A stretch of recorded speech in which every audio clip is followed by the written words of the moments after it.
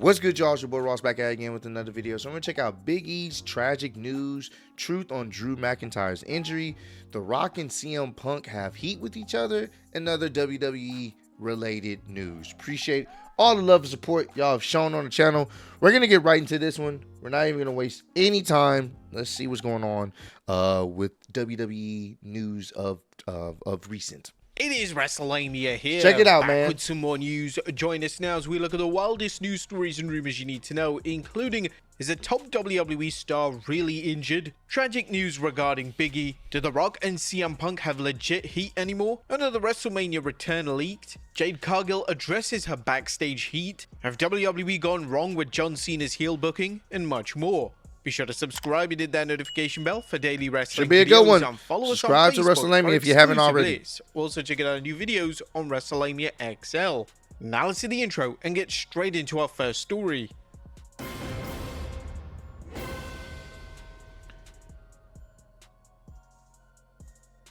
Our first story looks at: is a top WWE star really injured? Now, our top story today takes a look at how a top WWE star was legitimately hurt on this week's SmackDown. One of the top moments on SmackDown from London this week saw Damian Priest chokeslam Drew McIntyre onto the windshield of a car. The spot looked brutal, and according to McIntyre, glass legitimately got into his eye. Now, PW Insider Elite have confirmed this isn't just McIntyre selling, and the injury is 100% genuine. Damn. But believe that the debris wasn't a piece of glass. Ooh. PWInsider.com noted that after Drew McIntyre tweeted about real glass in his segment with Damian Priest last night on SmackDown, and that while he was not hurt, he did have a piece of glass in his eye.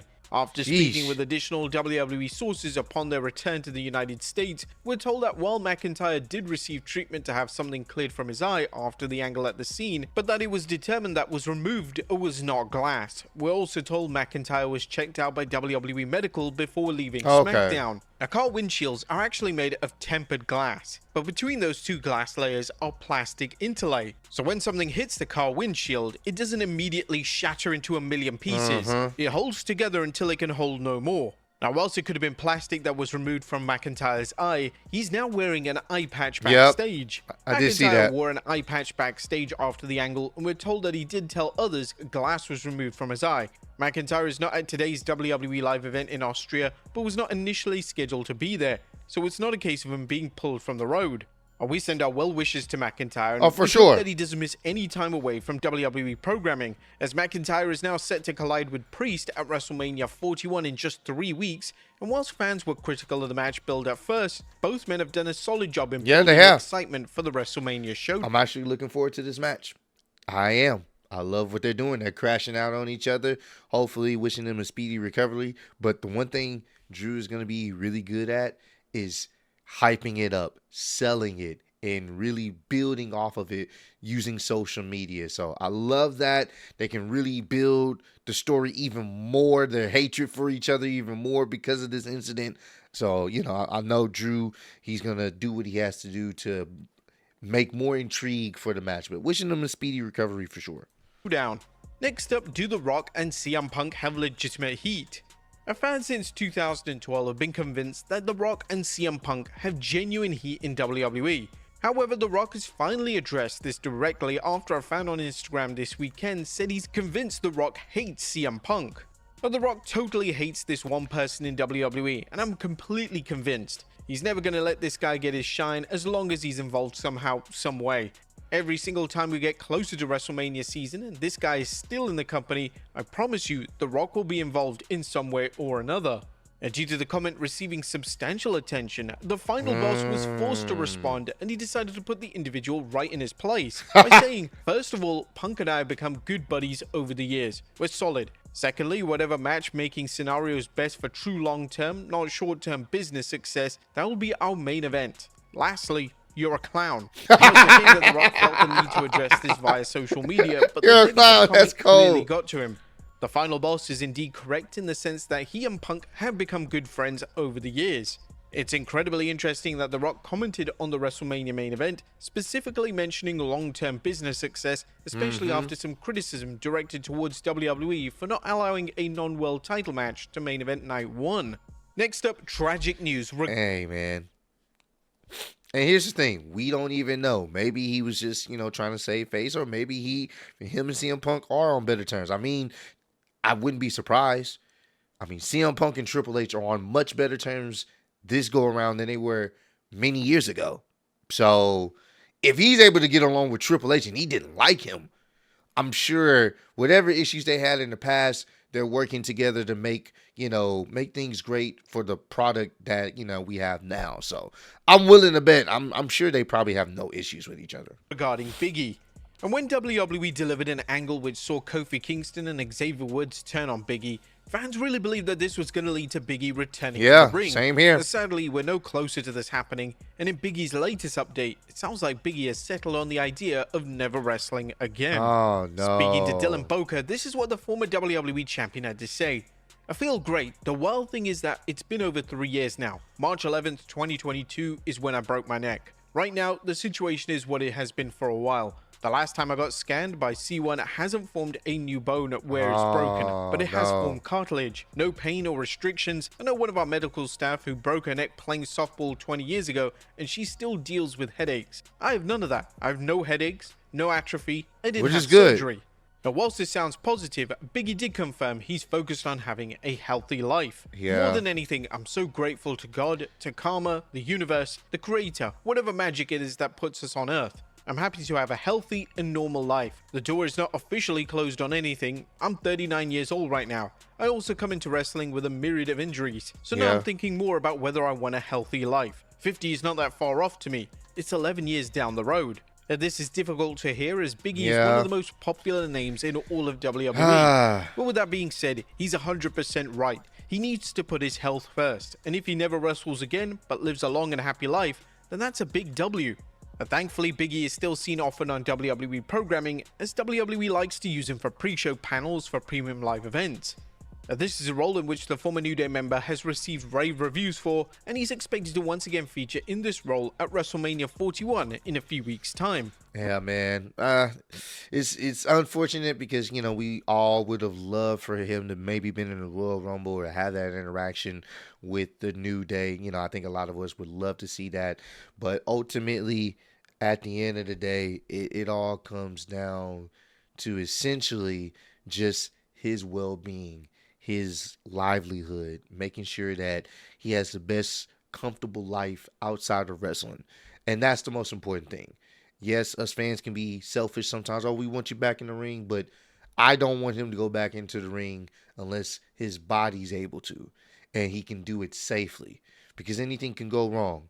And, it's unfortunate, but he still had a pretty amazing career, pretty dope career. And we love him and wishing nothing but the best for him. I'd rather him just enjoy his life without pain than trying to come back and, potentially get injured again and it'd be really serious. Or, well, it was serious last time, but it could be potentially fatal or life-altering. So we're wishing all the best and positivity to Big E. Next up, another WrestleMania return revealed. Now, a vast array of legends are set for WrestleMania week thanks to WWE World, and now this weekend, WWE have confirmed that Nikki Bella is set for the event. Whilst this doesn't confirm that Bella will compete or even appear at WrestleMania 41, it's interesting timing, especially with her full-time return to the squared circle being rumored since her Royal Rumble appearance. And she could easily slot into the WrestleMania card, especially as both respective women's mid-card titles are without a concrete match or direction as things stand. Bella has previously hinted at wrestling names such as Liv Morgan, Bayley, and even Chelsea Green, so there's a lot of options for WWE to explore. They could do some stuff. Ready to wrestle for WWE once again. Next up, Jade Cargill addresses her backstage heat. Now, since it was reported that Jade Cargill had backstage heat in WWE, she has stayed silent on the matter, but that is until now.